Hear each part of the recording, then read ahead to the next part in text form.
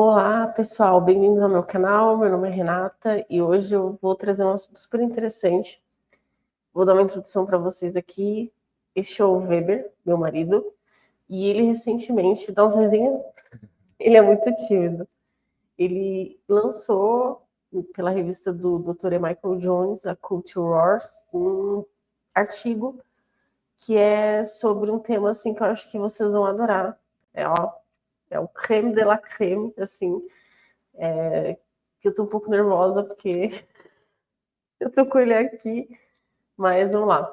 Esse artigo é intitulado Rockefellers Chegam ao Brasil. Chegam ao Brasil. Eu tô com o título em inglês na minha cabeça. E a lenda do Jeca Tatu. Então, basicamente, é o que está no título, né? Ele vai falar sobre como que os Rockefellers vieram, como foi construída a figura do Jeca Tatu. Assim, eu até divulguei no meu Instagram e veio uma seguidora falar assim: ah, é teoria da conspiração.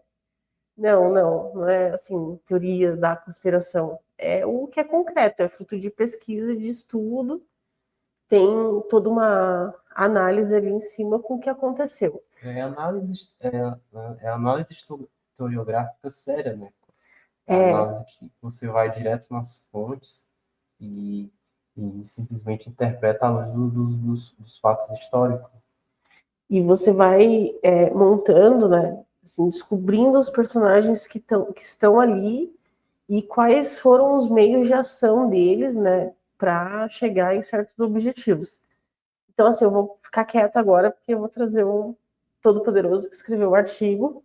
Eu vou colocar ele na tela aqui, para vocês darem uma olhadinha. Como é que coloca bem? Pode apertar aqui, ó. Ah, tá. Não, assim não. Bom, compartilhar a tela. Tá. Pode apertar aqui, ó.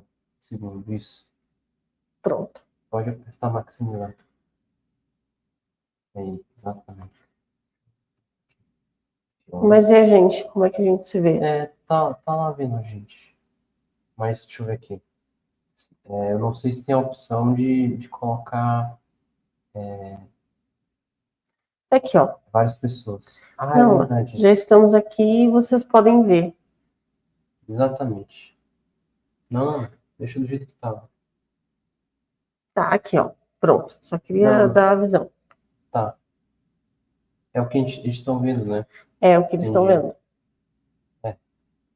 O- Bem, o artigo ele foi publicado, na verdade, publicado em dezembro, do ano passado. E aí a gente estava na dúvida se fazia um vídeo agora ou não, até porque na verdade, saiu dois artigos sobre o mesmo tema. Na verdade, sobre em torno da mesma figura central, que é o Monteiro Lobato. Quando, ano passado, quando estava eu e a Renata, a gente estava fazendo um estudo a respeito de literatura infantil, né? E quando uma das primeiras figuras, assim, temas que a gente pegou foi a da literatura brasileira e de quem eram os autores mais importantes, né? Como assim, todo mundo sabe, até quem. Posso fazer um parêntese? Oi? Posso fazer um parêntese? Pode. A gente começou pelo Monteiro Lobato, porque assim, eu tenho o ranço do Monteiro Lobato. E na época eu tinha comprado até uma edição do Reinações de Narizinho, e a gente estava revendo o primeiro sítio do Pica-Pau Amarelo, que eu acho que é dos anos 70, né? A gente viu assim o primeiro sítio com a primeira Emília, que era aquela atriz que eu esqueci o nome agora, Pigliatti, enfim, esqueci o nome dela, mas era genial aquela Emília, né? Então a gente. E aí, nesse momento, eu comprei o Reinações de Narizinho da Brasiliense e peguei um ranço gigantesco. Cheguei à conclusão de que o roteiro do sítio da Globo era 1000 vezes melhor do que você ler Monteiro Lobato. Porque, enfim, achei totalmente inadequado, ruim demais. E acabou que também nesses dias, né, nesse tempo, a gente comprou a coleção da hoje editora Texugo, mas na época editora Pelicano. Eles lançaram várias coletâneas e a gente comprou a tradução de Alice no País das Maravilhas do Monteiro Lobato. E que eu nunca tinha lido e achei uma porcaria, eu não gostei. Eu, pessoalmente, não gostei. Se você gostou, o problema é seu, mas eu não gostei. E fiquei com mais ranço do Monteiro Lobato ainda. E me questionando por que todo mundo achava e acha o Monteiro Lobato sensacional. Porque se a gente for pegar e ler o texto, eu acho ruim. Existe uma porque existe uma mistificação em torno da figura do Monteiro Lobato, né? Não só dele, mas como também de vários outros autores que a gente chama de literatura brasileira. A gente poderia até se questionar por que dessa mistificação. A gente não sabe por quê, né? Não, Mas a gente sabe talvez que ela porque existe. nós precisamos de ícones, né? Uma referência. Então, literatura brasileira, quando você fala infantil, tem o Sítio, o Monteiro Lobato. Claro, Ziraldo. Claro que, assim, existem outros autores, né? A gente tem uma carência de autores, mas existem alguns, mas fica só aqueles colocados nos pedestais, né? Sempre com um objetivo político, ideológico, de estrutura de poder e controle social. Eles não estão ali por acaso, inclusive o Monteiro Lobato, né? O a Ruth Rocha, enfim, vários autores aí. Mas mais especificamente o Monteiro Lobato, ele é o mais problemático, né? Porque ele, além de fazer literatura infantil, faz literatura para adultos também, que já é o melhor, né? Mas eu também não gosto, também tenho ranço.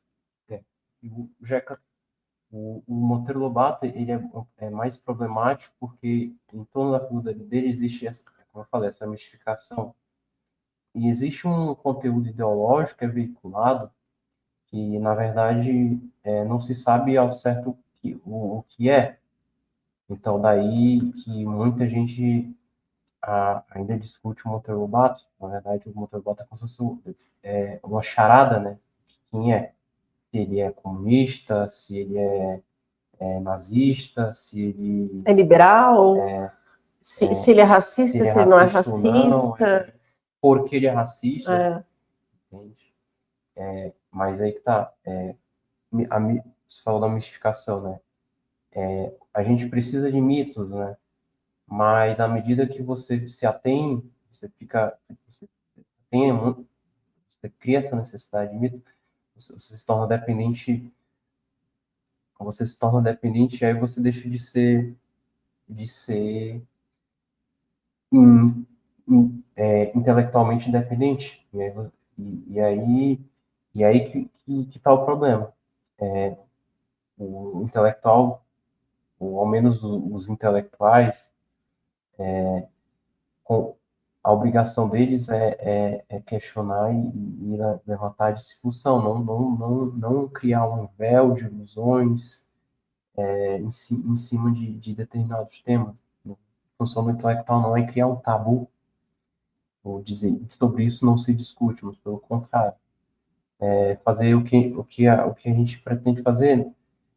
A partir do momento que a gente vai estudar um tema, literatura, é um tema que, assim, a gente tem que ir desmistificando. Então, a gente estava, quando a gente estava durante a pesquisa, né, sobre literatura infantil, aí um dos críticos do Monteiro Lobato, que a gente se encontrou foi o padre Salles Brasil, que ele tem um livro chamado Literatura Infantil do Monteiro Lobato ou Comunismo para as Crianças. Então, aí você já vê um paradigma, né, que é frequente. Enquadrar o autor, no caso Monteiro Lobato, numa categoria de, de análise. No caso, Monteiro Lobato ele é comunista. E aí, no livro do Salles Brasil, ele fala, ele faz uma análise geral da obra do Mário, que é muito interessante. Mas só que, da perspectiva dele, o Monteiro Lobato ele é uma ameaça a, às crianças, porque ele vai tocar em assuntos que são críticos no momento que o autor, Padre Sá do Brasil, estava escrevendo, que era o comunismo, né? Então, ele analisa o Monteiro Lobato nas categorias da mente que ele aderiu. Por exemplo, ele está num paradigma anticomunista. Então, por exemplo, aquelas ameaças, por exemplo, que o Monteiro Lobato ele fornece no que ele escreve, são realmente assim, na primeira na interpretação mais superficial, quando o Monteiro Lobato, por exemplo, ele fala sobre a desconstrução da linguagem, né? Ou ele faz isso com a linguagem não no livro da Reinação de Narizinho, ou a viagem, o reino como é que livro? Agora deu branco. Aquele livro que Narizinho, Hum. ela muda todas as leis da física do reino, das águas claras, e aí algumas coisas começam a ficar pequenas e outras grandes, Ah, não me lembro agora. mas é uma subversão. Então, o termo correto é isso, subversão. Ou mesmo, se for ver, né, quando eles vão até a Grécia, tipo assim, os personagens sempre interferem em uma história, né, ou seja ela fictícia ou não, e eles sempre subvertem, eles sempre estão manipulando a história, né? Ou a realidade. Ou a realidade. A Dona Benta, ela é aquela figura que dá para eles a história, né? Que, digamos assim, ela sempre tem aquele conhecimento que ela insere e os personagens vão ali. Até é como se fosse uma manipulação, né? Os bonequinhos, Isso. assim, são ventrílocos que ficam ali, né?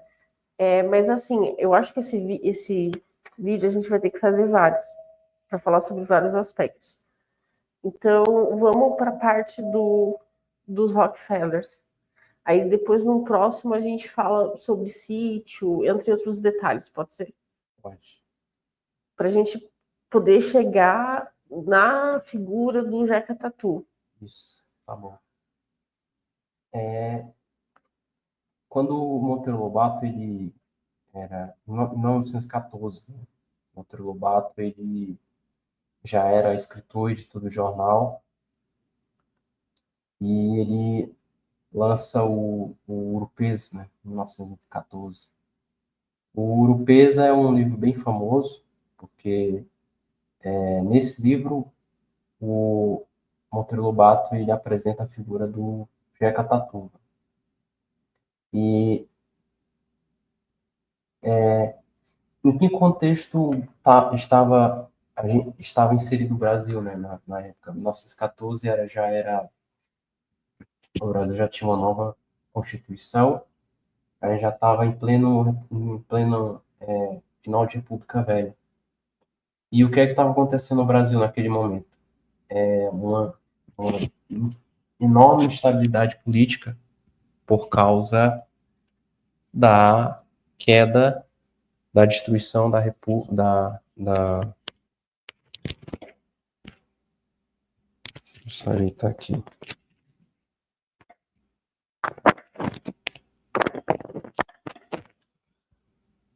Depois a gente ajeita no áudio.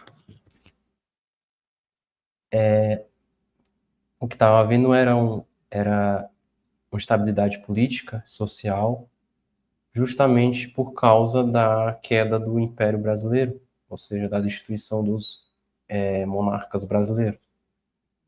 E dessa instabilidade, essa instabilidade estava relacionada diretamente ao todo o clima de revolta popular, né? Quem se revoltou contra a República foi o povo brasileiro, por causa de uma por causa da República, que não era que não jamais foi aceita pelo povo brasileiro. A República ela foi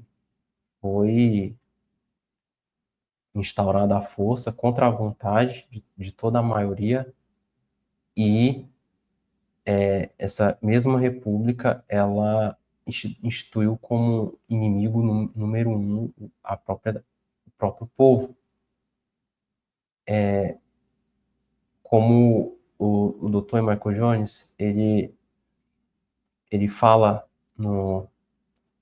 ao longo de sua obra, né, que um dos princípios assim dos axiomas da política é de que na política, se é verdade a máxima do filósofo Hegel, de que uma antítese e uma antítese sempre levam a uma síntese, e essa nova síntese ela se reformula na forma de uma nova tese e nova antítese. Então isso na política leva inevitavelmente a guerra civil. Toda revolução bem-sucedida ela leva à guerra civil. E isso é o que acontece toda vez que você tem uma revolução, e ao longo de toda a história sempre foi assim.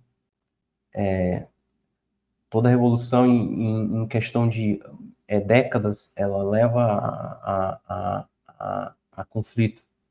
E no Brasil é a mesma coisa. Então, quando a gente vê a história do Brasil início do século XX, você tem todas aquelas revoltas, revolta da revolta de Canudos, a Guerra do Contestado, a sedição de Juazeiro, sedição de Comuna de Manaus, todas essas revoltas, inclusive revoltas sanguentas que povoaram aquele período assim de 1900 a 1920, 1930, isso foi tudo uma consequência inexorável da destruição do Império Brasileiro. E essas revoltas elas geraram discussão. Você não vem para cá, não. Virou aula, né? Mas é uma aula. Eu tive que sair rapidinho só para ver se o bebezinho tá para dormir. Porque eu não sei, eu não tenho feedback, assim. Tá, vamos continuar. Tá. Eu acho que eu tô muito. Tá, então você parou em que parte? Tá. Depois a gente vê na gravação. Mas vou recomeçar. Tá, eu vou resumir o que o Porque não tem Herbert falou. feedback, cara. Assim, pessoal. Não precisa explicar. Eu vou recomeçar. A gente grava. Não vamos recomeçar. Não. Tocar pau, tocar pau. Não, tá tocar pão, mas depois a gente edita. Não vou editar, é lançar o vídeo de Deus, senão a gente nunca faz. Tá? Não, mas edita, corta a Assim, parte. a gente tem no imaginário, né? Uma coisa assim, ai, a República, meu Deus, todo mundo queria, né? Tipo, no mundo inteiro, todo mundo queria ser República, mudar o sistema, né? A gente tem uma dificuldade muito grande de entender como as coisas eram. Porque a gente, como está tudo muito estabelecido e muito formatado, a gente acha que tudo sempre foi assim, né? A gente não consegue no imaginário pensar, bah, quando resolveram mudar o sistema, tirar a aristocracia, né? No Brasil foi de um jeito, na Inglaterra foi de outro. Como é que se deu isso, tipo, da noite para o dia, né? Tu tem dinastias de famílias, tu tem tradições, tu tem um monte de coisa que começa a falir, que começa a sumir, né? Que o pessoal começa a largar onde morava, as casas, começa a perder tudo. Então, assim, a República não foi um processo feliz de que, ó, democracia, né? Tipo, não foi uma Constituição de 88. E nesses momentos de efervescência, né, que são perfeitos para você ter as mãos ocultas ali, no caso dos Rockefellers. Sim. Que então eles começam a ver, ó, né, vai ter mudança, tá. vamos inserir ali, vamos introjetar ali uma revolução, né? Mas uma revolução sutil, que foi feita através do Monteiro Lobato, Sim. né? Culturalmente. A gente tem enfim, né? Toda a região, o Brasil é um país muito grande, as regiões são muito diferentes, seja no clima, da cultura, né? Enfim, nós vivemos em vários países dentro de um só. Se no sul a gente tinha o gaúcho, o gaudério, nós temos o sertanejo nordestino, enfim, nós temos essas figuras. E sempre existiu uma dificuldade de uma identificação nacional, né? Até hoje a gente discute isso em qualquer curso de humanas. É um problema falar do que é o Brasil, o que é a cultura nacional, qual é a identidade do Brasil. O Monteiro Lobato ele fez um serviço muito bem feito, que foi desenhar um retrato do brasileiro. Aí ele pega então o Jeca Tatu, que é uma figura assim do interior, pacata, bem caipiresca, né? Bem, ele faz esse recorte do caipira, mas ele vai pegando só os defeitos. Inclusive tem no próprio Sítio do Capão Amarelo, na série da Globo, tem um dos primeiros episódios aparece o Jeca Tatu, e o nome dele é Jeca. E ele aparece como uma figura que doente, cansada, sempre com preguiça, a mulher brigando com ele, né, para ele trabalhar. E ele vai até a Dona Benta e ela manda ele tomar vermífugo. E nisso ela estava correta. E ele todo, não, vermífugo, o quê? Ele retrata, mostra aquela figura, né? A Dona Benta como a portadora da ciência, né, da inteligência, da sabedoria, uma figura muito cosmopolita até para quem vive num sítio, e o Jeca. Só que esse Jeca também, dentro dessa essência do Jeca, tem uma representação do católico, né, do cristão católico, e de tudo que tem de bom no nosso país. Né? Ele pega tudo que é de bom e subverte para algo ruim, para diminuir o valor do brasileiro e para introduzir daí as ideias americanas, as ideias dos Rockefellers, ideias de progresso, né? Que acabariam com esse Jeca Tatu. Então é como se tu pegasse a representação de um Brasil profundo, o verdadeiro Brasil profundo, e colocasse a figura dessa pessoa interiorana que não tem valor moral, que é uma porcaria, né? Que é uma pessoa completamente assim fora da casinha. E a partir disso, você vê que no Brasil começou essa cultura de vira-lata, né? Da gente ver o povo brasileiro que vive principalmente no interior como uma figura menor, né? Até hoje, acho que a maioria das pessoas tem isso no imaginário. A pessoa do campo é sempre a burra, a trouxa. Né? Exatamente. Assim como a gente tem a figura do bom selvagem no índio, Uhum. assim como a gente tem representações da cultura negra, que também é deturpada. Então, esse serviço foi o Monteiro Lobato que fez. Agora, quais foram as consequências, o que os Rockefellers trouxeram para cá? Né? O que eles queriam introjetar a partir dessa destruição, até da autoestima, né, do povo brasileiro.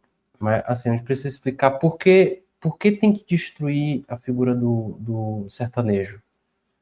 Porque o sertanejo, ele é a figura antirrepublicana, por natureza.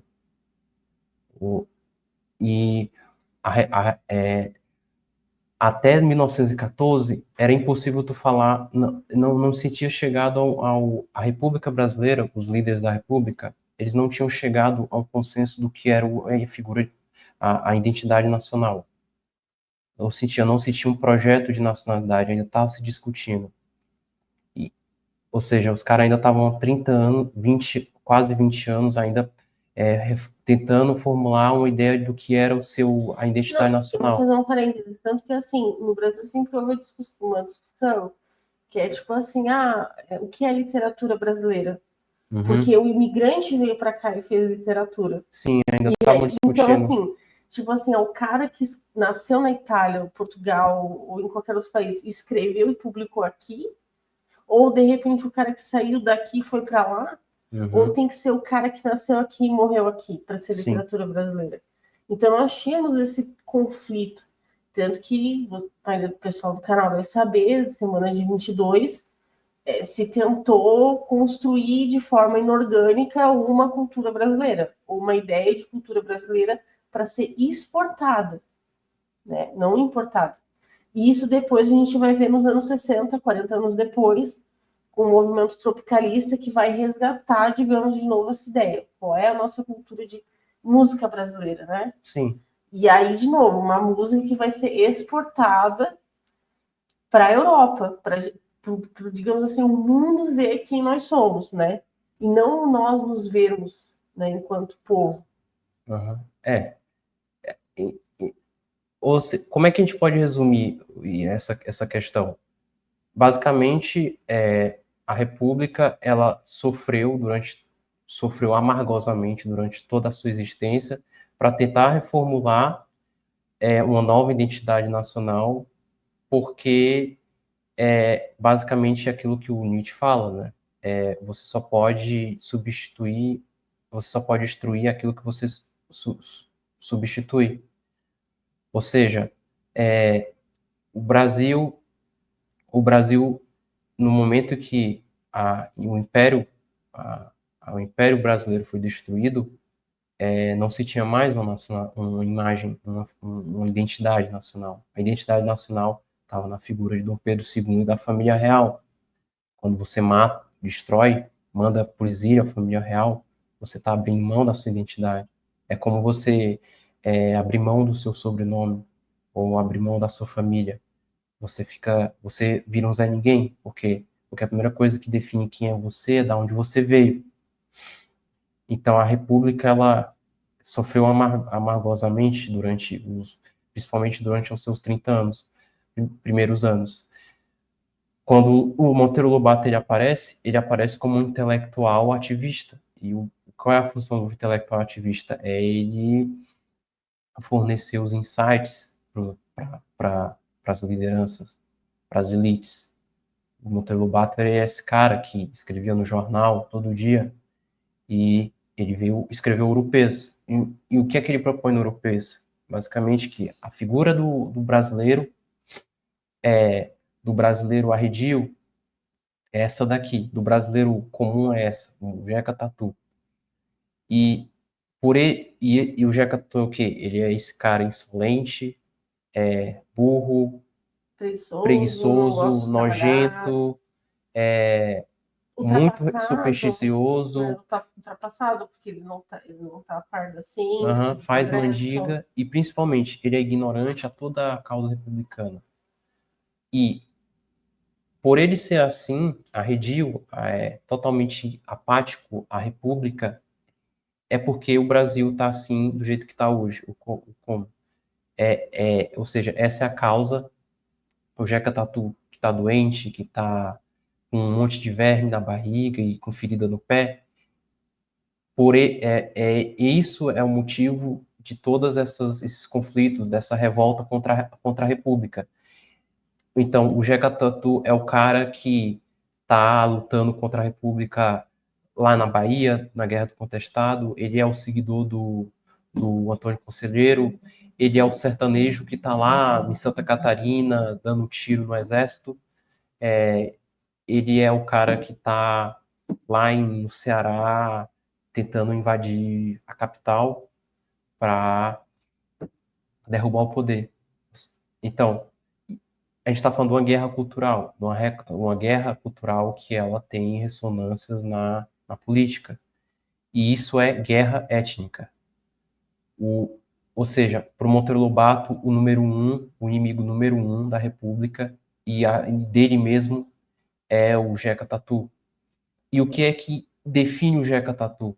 É o fato dele estar doente, é o fato dele estar com verme na barriga? Não. O, o, o, o Jeca Tatu ele é doente não por causa da circunstância das, das condições dele, né, circunstâncias sanitárias do onde ele vive, mas por causa da religião. Então, o Urupês ele tem toda aquela ambientação na casa do, do, do chão batido e da tapera, né? E toda essa unidade de estilo que ele utiliza em torno da casa do Monteiro Lobato é para mostrar que, ó, a casa dele é cheia de imagens de santos, tem santinhos sujos, de barro, e, ou seja, a identidade do Monteiro, do Jeca Tatu é o catolicismo. O que define o Jeca Tatu é a religião dele, que é a religião católica. Que é a única forma de resistência Sim, contra globalismo, comunismo, liberalismo, república, a revolução. O único empecilho são os católicos, né? No caso que, principalmente, eles é o único até obstáculo. até os católicos, digamos assim, virarem pessoas apáticas e completamente alienadas, os católicos eram resistência e resistência cultural também, porque também tínhamos em contrapartida escritores católicos, intelectualidade católica. Então existia um lado, né, e o outro lado. E o lado do Monteiro Lobato, justamente, ele estava fincado a combater isso. Isso a gente vê sutilmente nos escritos dele, assim, qualquer pessoa que liga os dois neurônios vai perceber nas figuras do sítio, a gente vai vendo essa construção, né, dentro das narrativas do sítio do Pica-Pau Amarelo. Não, uma coisa que fica clara, não há dúvida, é que o Monteiro Lobato ele era anticatólico, mas ele era um escritor, e ele era um escritor muito bom, muito habilidoso, e ele criou um estilo de escrita que é feito principalmente por ser genioso, ele consegue distrair para o problema principal. E o problema principal do Brasil naquela época não era a febre vermelha ou a ancilostomose, mas o problema principal era a guerra étnica, a guerra da República contra a identidade católica brasileira. Esse era o único, a religião católica como a Renata falou, e sempre foi o maior obstáculo do povo contra as elites, porque quando sua identidade é destruída, ela é dissolvida, você deixa de saber tanto, você perde tanto a sua identidade, claro, como você perde esse elo que existe, que liga você e as outras pessoas que estão no mesmo nível que você. E, por exemplo, assim, tu pega, né? Hoje em dia a gente fala muito de Agenda 2030 e o globalismo. Ali na República tu já tinha essa intencionalidade, né? De poder.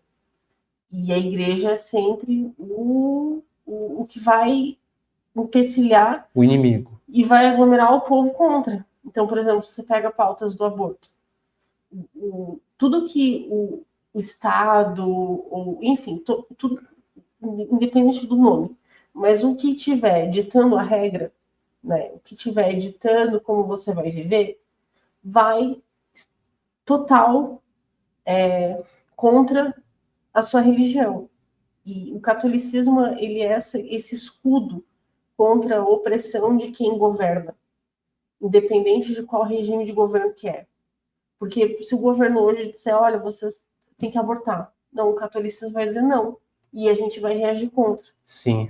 Né? E a gente, mesmo que se a gente não consiga tirar, né, o poder, enfim, mas a gente vai estar ali nas pequenas estruturas de poder, né, onde a gente está ali no nosso micro dizendo, olha, não aborte, não faça isso, vamos ajudar, não sei o quê.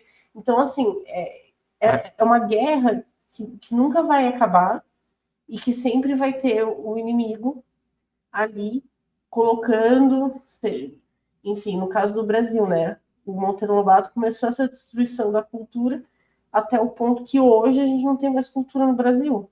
Sim. Né? a Igreja Católica ela sempre vai defender os mais fracos, né? Porque ela é porta-voz da lei, da lei de Deus. E ela é a lei moral instituída. A religião cristã é a lei moral instituída por Deus. E eles sempre vão, o que eles querem, os inimigos da igreja, o que eles sempre vão querer é substituir a igreja católica. Sim. Então, No caso do Monteiro Lobato, ele substitui com a ciência, né? isso. Com o pensamento positivista já Isso. está ali. Exatamente, é dessa maneira, como isso, exatamente assim que ele vai trabalhar. Ou seja, o Monteiro Lobato, ele, na obra dele, ele não vai falar que a grande doença do Jeca Tatu é a religião católica. Não dá, ele não seria tão eficiente se ele não for mais sutil. Ele precisa. Então aí o que ele faz? Ele precisa dizer o quê? Que a doença que ataca o Jeca Tatu é a ignorância. Assim como, por exemplo, durante décadas, a gente acha que não, mas desde os anos 60, a Globo, por exemplo, representa os padres, né, sempre de um jeito imoral, abjeto. Tipo assim, você vai colocando essas. É quase uma alegoria. Aquilo vira cultura popular. Aquilo ali vira imaginário. Tipo, se hoje eu falar para você padre, você vai se lembrar de alguma novela que tu viu, algum padre, que tem várias, inúmeras, né? Tu vai lembrar o velho safado. A gente já tem no Brasil isso. E é muito forte. A cultura de massa aqui, ela é densa, ela respinga, assim, ela vai até o profundo. Então, acaba sendo muito fácil fazer esses estereótipos e fazer o povo engolir isso e ficar na memória. Porque a cultura hoje ela tem um papel de dissolução, né? Ela é tipo um ácido que vai destruindo tudo. Tá, mas vamos pro Rockefeller. Sim, a gente vai chegar lá. Enfim, como a gente está falando, o Monteiro Lobato, então ele propõe, ele apresenta a imagem do Salvador, e Salvador é o higienista, é o cara que sempre tem um problema e tem a solução, né? Exatamente. A mente dupla, né?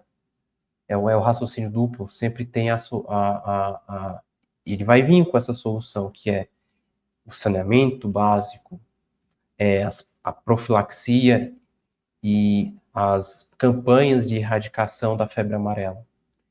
Que aí a gente chega em 1918, que é quando 1918, quando o Monteiro Lobato ele publica o Problema Vital, né? Deixa eu fazer só um parênteses. Sim. E nessa virada de século... Mas deixa eu falar do Rockefeller, né? Não, mas eu quero falar um negócio que vai ter a ver com... Tá. Só para lembrar, contextualizar o pessoal, que nessa viradinha de século, muita coisa estava acontecendo no Brasil. Tu tinha Madeira Mamoré, tu tinha o pessoal Malária. fazendo epidemia de malária. A Madeira Mamoré era a estrada, a ferrovia que ia ligar o Brasil inteiro, que era investimento americano, né? Tu tens os americanos, agora eu esqueci o nome do cara, Jaguar, mas tinha um americano que veio trazer empresa de eletricidade, empresa de não sei o que, começar a urbanizar o Rio de Janeiro, começar a botar luz elétrica, bonde, caramba, 4.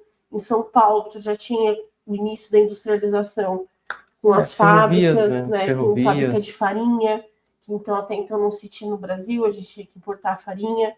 Então, assim, o Brasil estava começando a explodir nessa coisa de temos que trazer a urbanização que tem nos Estados Unidos, que tem na Europa, para o Brasil. Fábricas e estilo de vida. Energia elétrica, bens de consumo, calçamento de rua, tudo, gente. Sim, ali que começou. Mas conclui. Então, para os americanos, muitos americanos começaram a abrir o olho para o Brasil, né? inclusive comprando as primeiras concessões de tudo que tu possa imaginar, né? Para vir para o Brasil para começar a implantar as empresas. Tanto que, assim, nessa época, a maioria das empresas eram americanas. Tipo, sim. quem botou luz elétrica no Rio de Janeiro, a família Guingle era quem trouxe tudo para fazer, Aham. fazer as ruas com poste, com não sei o quê. Aqui era um mato, Era um mato, Era um gente. mato, Assim, o Brasil não tinha mas, nada. era um mato, mas os Rockefeller, né? 1914, 1913, os Rockefellers criam a Fundação Rockefeller, que aí tem como interesse esse principal a saúde pública. E qual foi um dos primeiros lugares onde eles foram trabalhar? No Brasil. E aí você se pergunta, por que o Brasil, né? Tem gente que fala que os Rockefeller tinham interesse aqui no Brasil porque existia uma crença, assim, uma crença meio que secreta de que entre a elite americana, de que o Brasil era um lugar bom para se para se proteger de uma possível catástrofe, né? Global. Eu não sei se isso até que ponto isso é verdade. Mas os Rockefellers tinham interesse na saúde pública nos Estados Unidos, não só nos Estados Unidos, mas no mundo inteiro. Basicamente, e a saúde pública, ela é criada primeiramente como um conjunto de ciências experimentais e práticas para ser aplicado na população como um todo. Então, a vacina, profilaxia obrigatória e outros tipos de medidas médicas começaram a ser aperfeiçoados nessa época. Mas só que é o seguinte, não dá para fazer um negócio e aplicar já sem saber como é que funciona. Então, é um negócio que já começa com uma necessidade de experimentação. E de investimento. Porque Investimento, vai muito precisar de dinheiro, pesquisadores, estudiosos. porque você não sabe como funciona ainda. Um monte de práticas médicas, sei lá, tu não sabe como funciona, então tu tem que pagar alguém na universidade ou algum instituto de pesquisa para fazer. E é muito bom.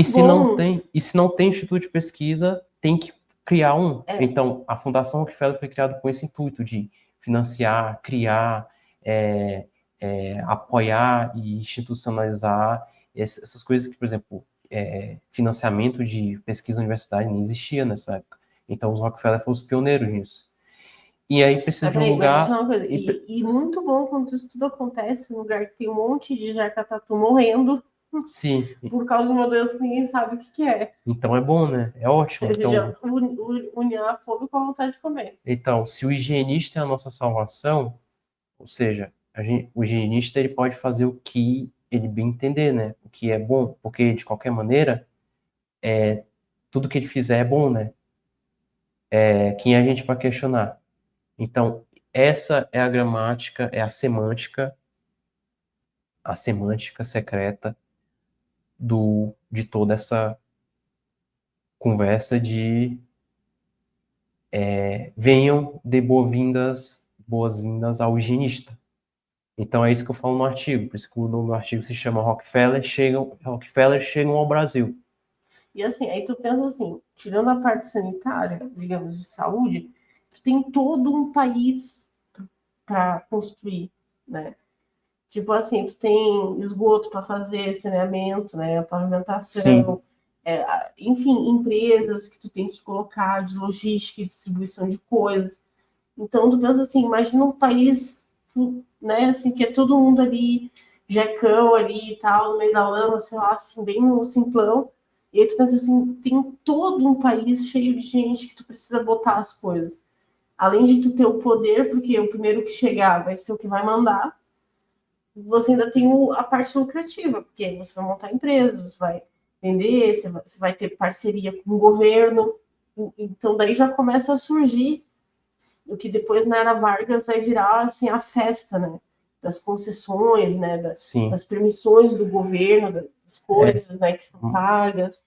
Mas se o Brasil ele é o primeiro, ele é um dos pioneiros nesse sistema de institucionalização de fundações privadas, né? E o governo. O Brasil ele foi o primeiro país a você ter a Fundação Rockefeller sendo uma parceira institucional do governo federal. Porque aí a Fundação Rockefeller chega no Brasil em 1916 e, aliás, a primeira coisa que eles fazem é financiar uma viagem do Belisário Pena e que era amigo do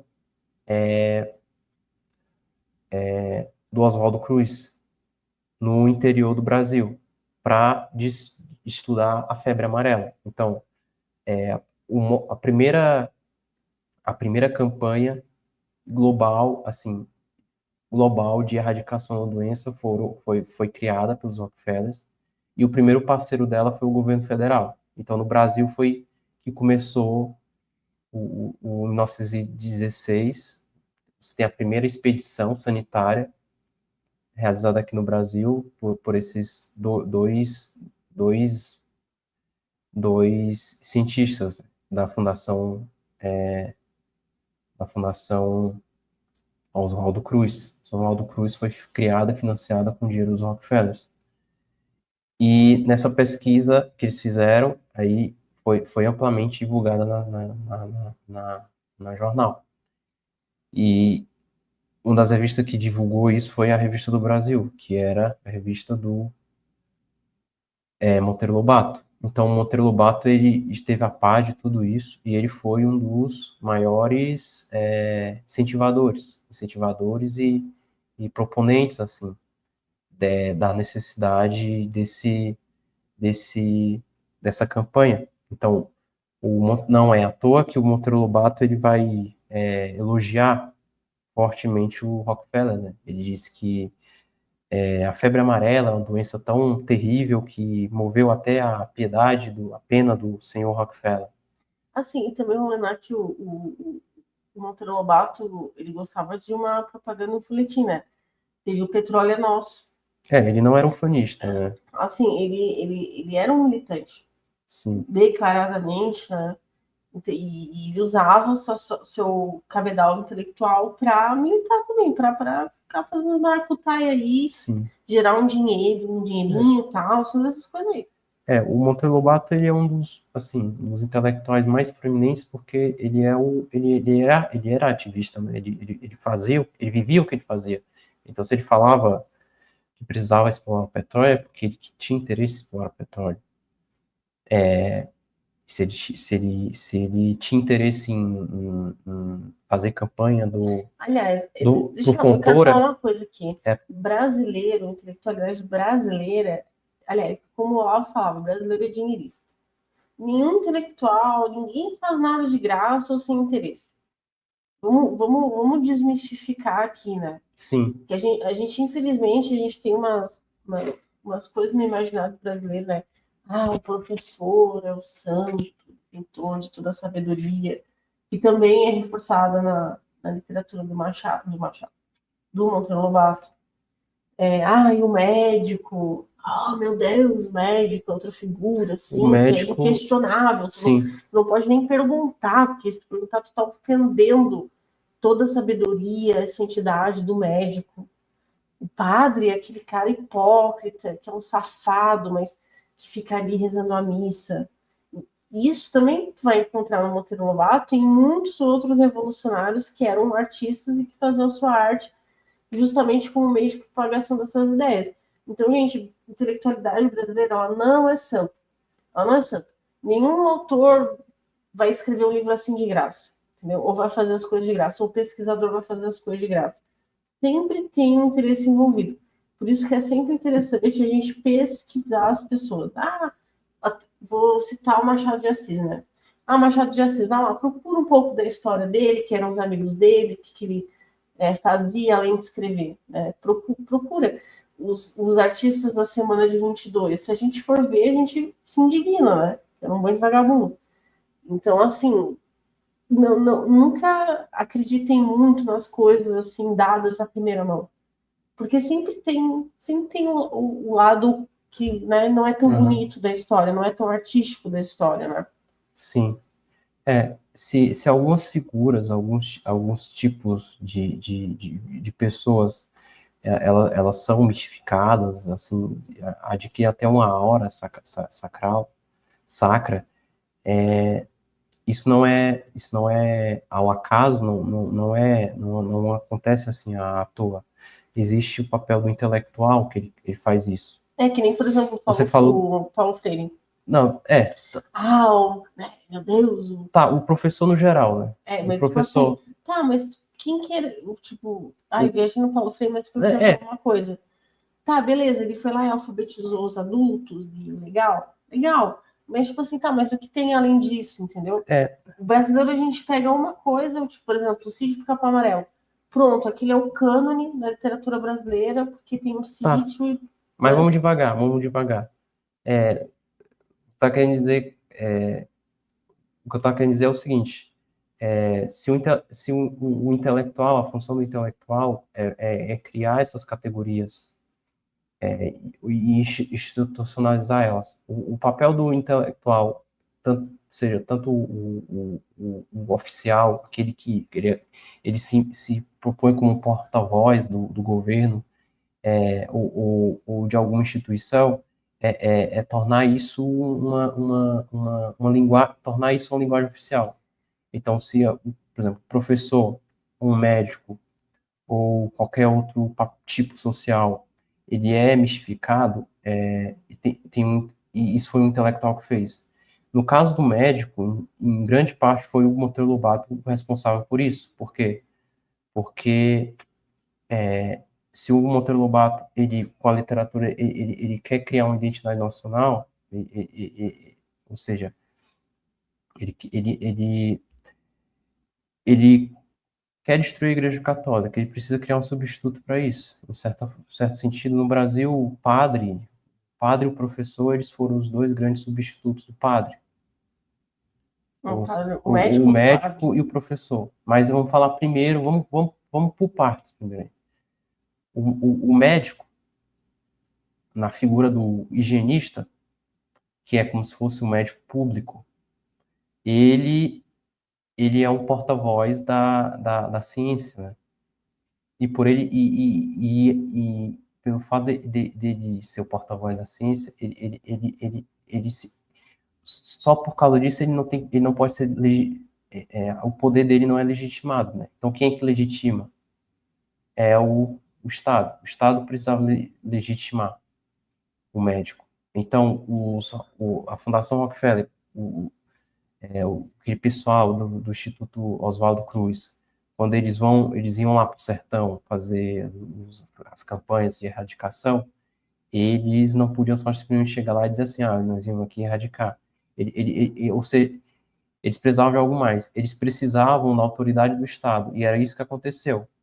No Brasil, teve a legitimação da figura do sanitarista, que é o agente de saúde pública,